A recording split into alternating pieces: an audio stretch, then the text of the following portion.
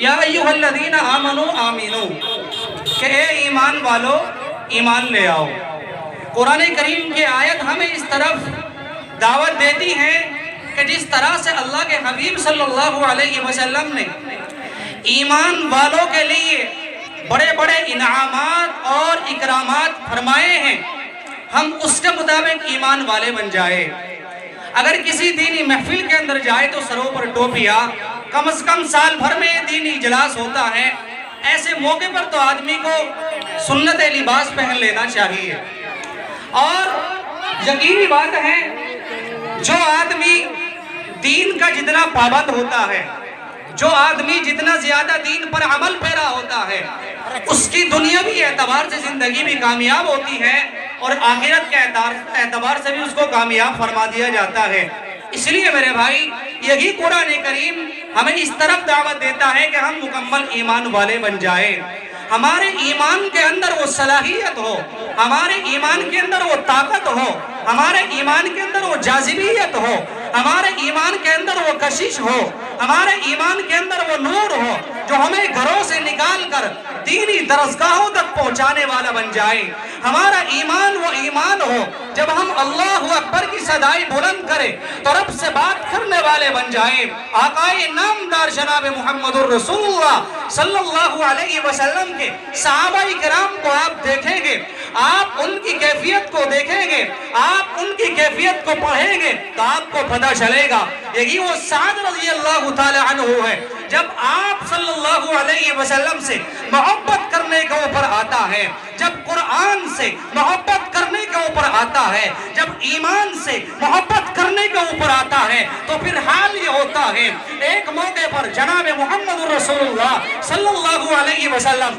باغر سے تشریف لاتے ہیں، صحابہ کرام کھڑے ہوئے ہیں، جمع غفیر کی تعداد میں لوگ موجود ہیں۔ اللہ کے نبی علیہ السلام نے فرمایا کہ جبرائیل یہ بھیڑ کیوں لگ رہی ہے، یہاں لوگ کیوں کھڑے ہوئے ہیں؟ تو جبرائیل آمین کہتے ہیں کہ یا رسول اللہ آج آپ کا صحابی، آپ سے پیار کرنے والا، قرآن پر من مٹھنے والا، اسلام پر عمل کرنے والا، آج اس کی وفات ہو چکی ہے۔ اس کی جنازے کی نماز میں لوگ شرکت کر رہے ہیں، لائن در لائن لوگ آتے جا رہے ہیں، اور اسی پر بس نہیں بلکہ رب کائنات نے آسمان سے 70,000 فرشتے اس روئے زمین کے اوپر مبعوث فرمائے ہیں۔ جب میرے اور آپ کے آقا حضرت سعد کے جنازے میں شرکت کرتے ہیں، آقا پنجوں کے بل کھڑے ہوئے ہیں، صحابی رسول حیران ہوتے ہیں کہ یا رسول اللہ آج سے پہلے ہم نے آپ کو کسی کے جنازے میں پنجوں کے بل کھڑے ہوئے نہیں دیکھا۔ یہ کون عظیم شخصیت کا مالک ہے، یہ کون سا صحابی ہے جس کی برکت سے آپ، جس کی وجہ سے آپ پنجوں کے بل کھڑے ہو رہے ہیں؟ آقائے نامدار صلی اللہ علیہ وسلم نے کہا یہی وہ سعد ہے جو قرآن پر عمل کرتا ہے، یہی وہ سعد ہے جو دین پر عمل کرتا ہے، یہی وہ سعد ہے جس کے ایمان کی کیفیت کو دیکھنے کے بعد رب کائنات نے اس روئے زمین کے اوپر 70,000 فرشتے مبعوث فرمائے ہیں۔ یہی وہ سعد ہے جس کی وفات کے اوپر اللہ کا عرش بھی رو رہا ہے، آسمان کے فرشتے رو رہے ہیں، زمین کے فرشتے رو رہے ہیں، تمام اشیاء کائنات تڑپ رہی ہے۔ یہ پروردگار عالم آپ کو وہ صحابی، آقا نامدار کا وہ تربیت یافتہ صحابی جس کی برکت سے آسمان بھی رو رہا ہے، زمین بھی رو رہی ہے، تمام اشیاء کائنات رو رہی ہے۔ میرے بھائیوں آقا اکرم صلی اللہ علیہ وسلم نے نماز جنازہ پڑھی، پھر آپ کے بارے میں دعا فرمائی کہ میرے اللہ اس سعد کو جنت الفردوس کی کھیتیوں کے اندر جگہ نصیب فرما۔ اس لیے میرے بھائیوں جب حضرات صحابہ کرام نے ایمان کا مظاہرہ پیش کیا، ایمان کے ساتھ قربانی پیش کی، اللہ تبارک و تعالیٰ نے وہ مقام عطا فرمایا کہ رب کائنات کہتا ہے اولئک هم الصادقون اولئک هم الفائزون۔ تمام کے تمام صحابہ کامیاب ہیں، تمام کے تمام صحابہ سچے ہیں۔ میرے بھائیوں ہم صحابہ کی طرح زندگی گزارنے والے بنے، علماء دیوبند کی طرح زندگی گزارنے والے بنے۔ حجت الاسلام قاسم العلوم والخیرات کو دیکھیے آپ، علامہ قاسم صاحب نانوتوی رحمۃ اللہ علیہ جس وقت میں دیوبند کی چھتہ مسجد میں تشریف فرما ہے، آپ پہ گرفتاری کے وارنٹ تیار ہو چکے ہیں۔ طلبہ کہتے ہیں کہ حضرت والا آپ چھپ جائیے، آپ اندر چلے جائیے، آپ پہ گرفتاری کے وارنٹ تیار ہو چکے ہیں، آپ کی جان کو پریشانی ہو سکتی ہے، لیکن یہی اکابر دارالعلوم کا ستارہ جس کو دیوبند کی ریڑھ کی ہڈی کہا جاتا ہے، کہتے ہیں کہ میرے عزیزوں تم کیا سمجھتے ہو میں اپنی جان کی وجہ سے چھپ گیا تھا،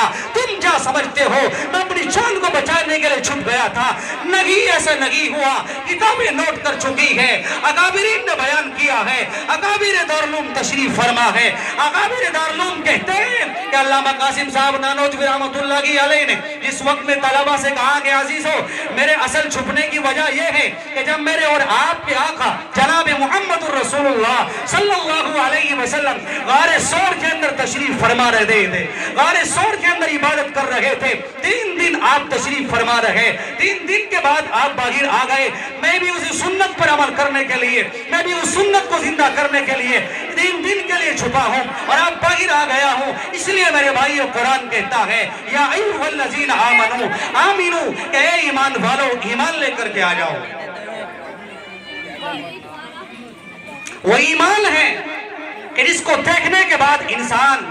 لگتا ہے کہ یہ مسلمان ہے، جس کے بولنے سے لگے کہ یہ واقعی ایمان والا ہے، جس کے چلنے سے لگے کہ یہ مسلمان ہے۔ جب تک ہماری زندگی میں ایمان نہیں آئے گا، جب تک ہماری زندگی میں قرآن نہیں آئے گا، جب تک ہماری زندگی میں اسلام نہیں آئے گا، ہماری دنیا بھی ناکام اور ہماری آخرت بھی ناکام۔ اس لیے میرے بھائیوں کوئی کسی کی قبر میں نہیں سوتا، گردے پڑے ہوئے ہیں، قبرستان تمہارے سامنے ہیں، ہمارے بڑے آئے دنیا سے چلے گئے، اسی طرح ہم بھی چلے جائیں گے۔ یہ پود اور یہ بچے ان کے ایمان کی فکر کرنی ہے، اپنے ایمان کو سلامت رکھنا ہے۔ ایک وقت آئے گا، جناب محمد الرسول اللہ صلی اللہ علیہ وسلم نے کہا تھا نا کہ لوگوں اپنے ایمان کی فکر کرنا، قرآن پر عمل کرتے رہنا، اسلام پر عمل کرتے رہنا، نمازوں کا خیال رکھنا، رمضان آ رہا ہے روزوں کا اہتمام کرنا، زکوٰۃ کا اہتمام کرنا، اپنی زندگی دین کے مطابق بنا لینا۔ لیکن آقا نے آج سے 1400 سال پہلے کہا تھا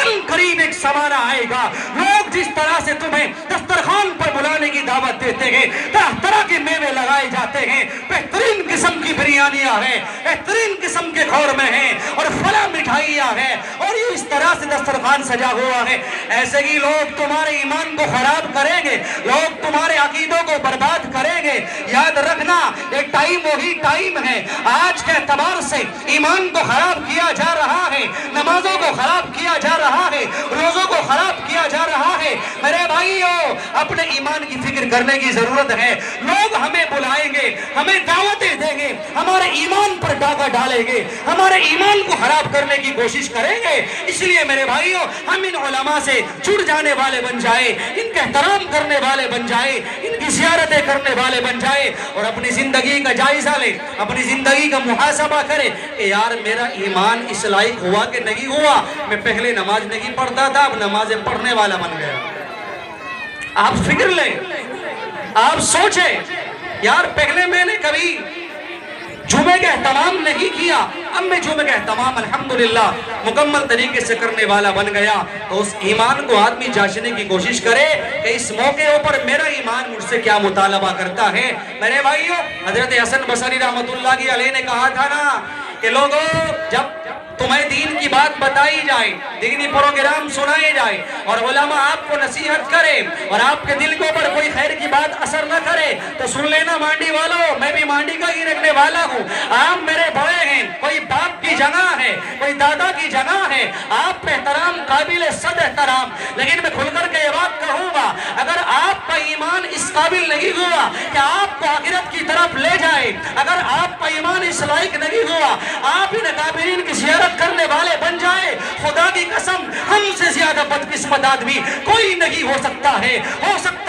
اللہ کے نزدیک یہی چھوٹا سا مجمع رب کائنات کے نزدیک مقبولیت کا حامل ہو جائے۔ رب کہتا ہے کم من فئۃ قلیلۃ غلبت فئۃ کثیرۃ باذن اللہ، ہزاروں کا مجمع ہو، لاکھوں کا مجمع ہو، اللہ کے نزدیک وہ قابل قبول نہ ہو، یہی چھوٹا سا مجمع جس کو ہم اور آپ دیکھ رہے ہیں، اگر قیامت کے دن اللہ تعالیٰ نے اعلان کر دیا کہ ادارہ تعمیر ملت کا یہ چھوٹا سا پروگرام جو آپ نے سجایا ہے، ہم نے سجایا ہے، جاؤ اس میں آنے والوں کی ہم نے مغفرت کا اعلان کر دیا، تب پتہ چلے گا ہمیں ان مدرسوں کی قدر کا۔ آج تو ہم نہیں سمجھتے، سوچتے ہیں کہ یار جلسہ ہو رہا ہے،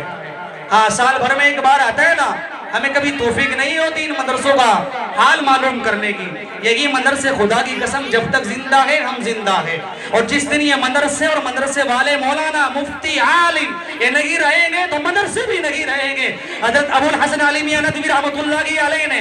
1999 میں کہا تھا کہ جب تک یہ مدرسے زندہ ہیں ہم مدرسے زندہ ہیں, اور جب تک یہ مدارس زندہ ہیں ہم زندہ ہیں. ان مدرسوں میں تمہیں علماء بھی ملیں گے, یہی مدرسے آپ کو نماز پڑھانے والے بھی دیں گے, یہی مدرسے آپ کو قرآن سکھانے والے بھی دیں گے, یہی مدرسے آپ کو ایمان میں مزید پختگی پیدا کرنے والے علماء بھی دیں گے.